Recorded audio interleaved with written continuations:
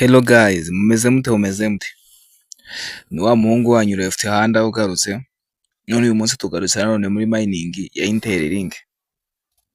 Mining nziza cyane rwose, ubona ko ari mining rwose izatujyana ku kwezi.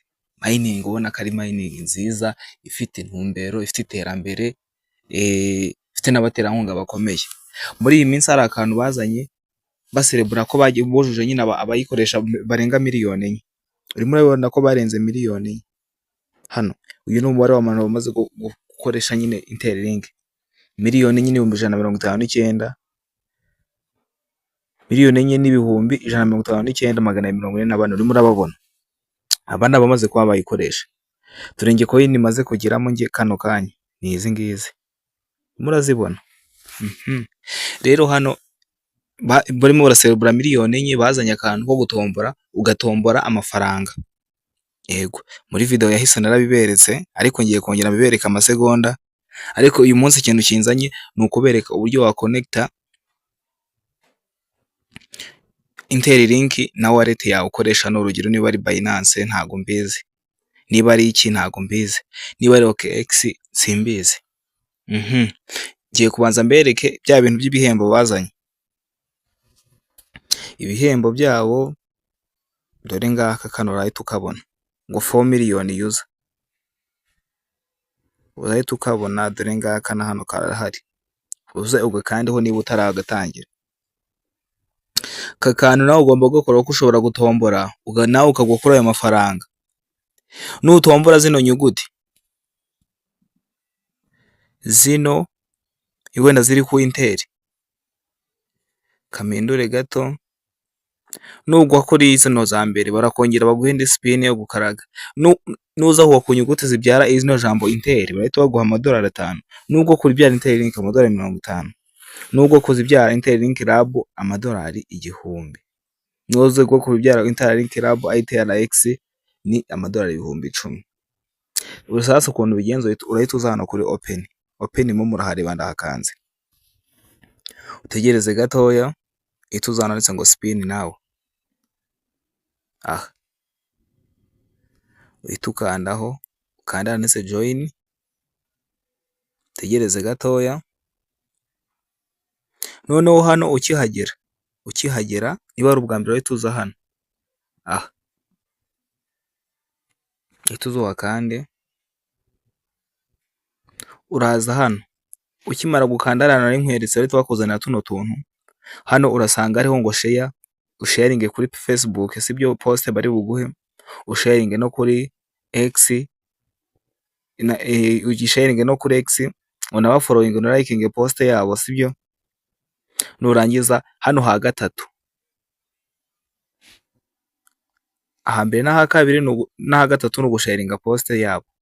Ibyo bizajya bikora buri munsi. Hano ha gatatu hano ndimo nashyize utubora. Hano uraza wandikemo referral code yanjye. Referral code yanjye reka nze nyibereke. Referral code yanjye reka nze nyibereke. Murayibona iyi ngiyi yanditse hano. Ndibuze kuyibashyirira kuri screen. Ubundi muyishyireho. Ubundi muze kuyishyiraho. Iri kuri screen aho ngaho niyo nabashyiriyeho. Nurangiza hano nawe uze utumira umuntu. Iyo utumiye umuntu bakongeza spin imwe, sibyo. Nyuma yo kubatumira sasa wanamaze gusharinga post hano leta yendika umubare ugomba gukaraga kino cyo gukaraga zino spin. Hano ukarage ziraza gushira hasigareho 0. Ubwo ngubwo uzongera ugara ku munsi w'ejo wongera usharinga za post wongera ukarage. Noneho hano kugira ngo urebe amagambo maze kugira nyine ayo maze kubona, uretse uzukande hano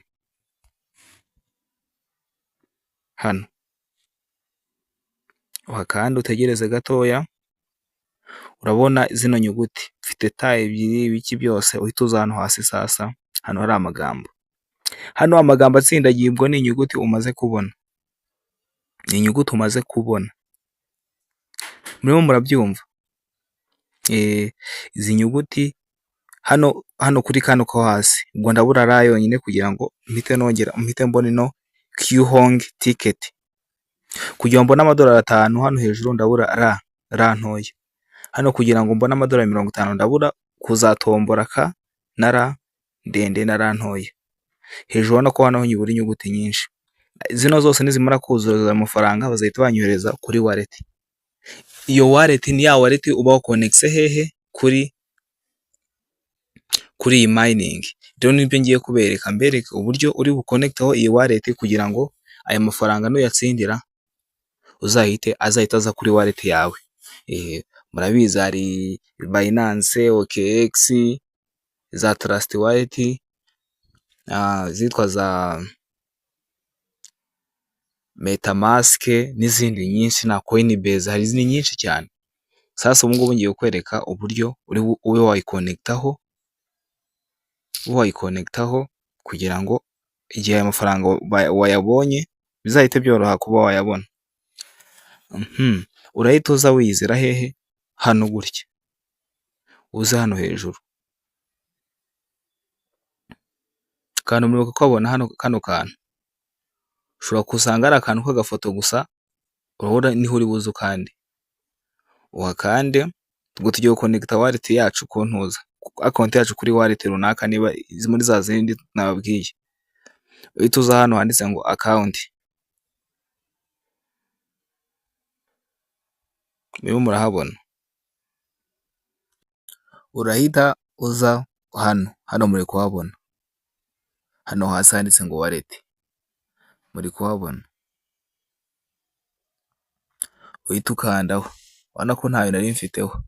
Urahita uza amawallet, bahita bakwereka amawallet menshi cyane, ubundi uhita ureba muyo ukoresha yitwa za Binance, za OKX, ni nyinshi cyane. Ubundi uhita uza uhitemo iyo ukoresha n'urugero, uhitemo iyo ukoresha, kaduhitemo OKX, duhitemo OKX, tegereze gatoya,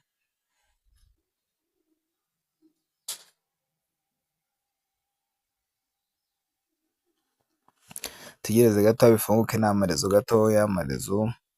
Ubundi birahita biza gutya, uhita uza ukanda handitse hasi ko handitse ngo connect wallet, murahafatisha. Uhita wakanda utegereze gatoya,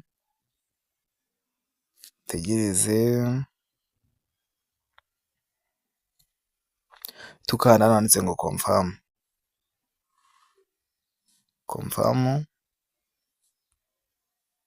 dushyiraho fingerprint niba ari cyangwa ari code, niba ari pin ukoresha sinzi icyo ukoresha. Hano ngo wallet verified. Ubu hano wallet yawe yamaze kugeramo. Hano baguye ngo wallet verified, ubwo wallet yamaze kugeramo. Igihe amafaranga wayatsindiye hariya tayari tugira ute, wahita uyikoresha uyabikuza iriya wallet yawe. Yego bafite Binance mwayikoresha nayo irakunda, nayiberetse ahantu iri. Kandi abantu mutari mwayitangira, nyamuneka mutangire mining. N'abarimo murayikora mushyiremo imbaraga, iyi mining ni nziza. Iyi ngiyi nayo nabonye ifite exchange yabo bazashyira hanze, bagiye gushyira hanze exchange yabo. Ni coin bashaka kuzajya bayigira coin mpuzamahanga izajya ikoreshwa yishyurwa ibicuruzwa yabakoze ahantu hose. Yego rero muri mining mushyizemo imbaraga, turebe ko nayo iminsi iri imbere yatubyarira umusaruro nk'uko izindi zagiye zitubyarira umusaruro zo mu minsi yashize.